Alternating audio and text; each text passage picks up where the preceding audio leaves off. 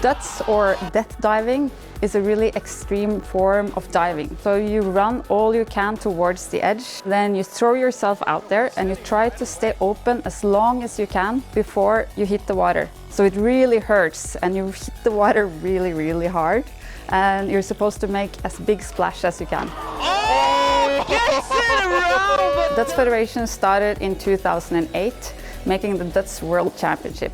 And it was just growing so quickly and became so popular in Norway. For the past years, we brought it over to Denmark, Sweden, Finland, where it's also growing really quickly. And we looked in our social media channels and stuff, and we saw the biggest growth is actually in the US. So now, for the first time, we're bringing Døds Challenge over to the US, and we're gonna make it huge. So this is gonna be very exciting. We already knew that the cloud was a viable option for us for many of our productions. And as a production company, it was very important to get the elasticity of the cloud, where we can have the right amount of production resources linked to the right amount of need that we had at the current moment. But there was one major challenge that we faced with the cloud, and that is that it's quite resource heavy to getting it set up. We needed different engineers with different skill sets to work together in order to get a working setup. And this took a lot of time. In this production, we have used this now, and that has significantly reduced our setup time, and we were able to get on air with the cloud platform quickly. For this production, the Døds Challenge in Austin, we're running the camera people locally, obviously, but they're also the only production crew that's actually on site. We're taking their feeds through a live view system back into a clouded vis vector, where we're mixing our videos and running our clips. We're running the Harrison Mixbus system to run our audio, and the Telus intercom system to communicate between the different sites. Texas, can you hear hell in Norway? And then we have a replay system as well, the 3-play system. And slow, run it. Where we can actually run replays, highlights, and so on in the cloud as well. Both the director, the slow motion operator, and the producer, in addition to an engineer, is sitting here in Oslo, and they are running the whole show and instructing the camera people on site. In addition, here on site in Oslo, we also have the commentators. They're sitting in a green screen studio here, and they're commentating.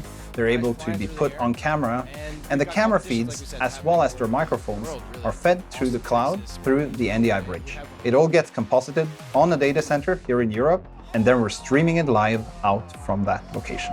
With a hand drag 1080! The 3-camera setup on site is very, very cost efficient because all the infrastructure is essentially cloud-based, and at home, these kinds of cost-efficient way to produce, and you can add, for smaller sports, you can add a lot more production and production value to many events throughout the year, which is, I think, a great step in the right direction. When preparing for this production, I received the credentials from VisRT and logged into the VisNow system.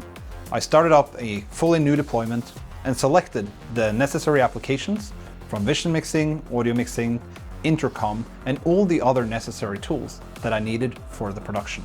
Once they were selected, I was able to simply enter and boot them up, and they all started up without me having to go into the configuration tool of the cloud platform. I then configured my NDI bridge to work with the NDI bridge that I have on-prem to run my cameras, and also set up all the KVM clients I needed for the specific production. And once that was all configured, I was ready to set up my vis vector and get ready to produce my show.